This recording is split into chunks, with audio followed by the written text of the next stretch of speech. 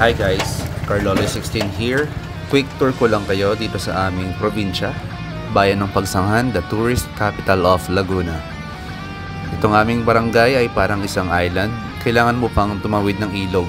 Unfortunately, wala pang malaking tulay para sa malalaking sasakyan, kaya tanging mga motor at bisikleta lang ang nakakatawid sa ngayon. Dito sa hanging bridge, bawal sakyan ng motor. Pwede mo lang akayin ito patawid for safety reasons na rin.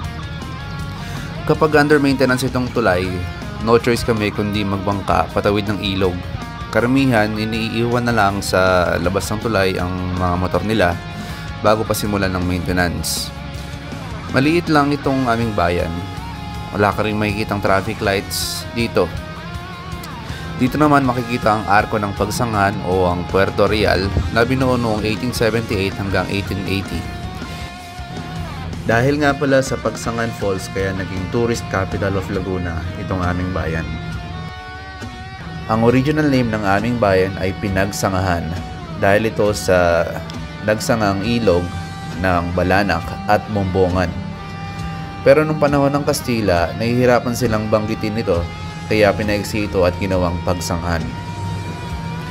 Dahil maliit nga itong aming bayan, karamihan sa mga riders ay hindi nagsusot ng helmet.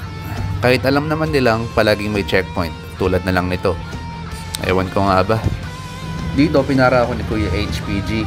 Mabuti na lang at nagbago ang isip niya. O siya, hanggang dito na lang. Samahan niyo ulit ako next time. Salamat!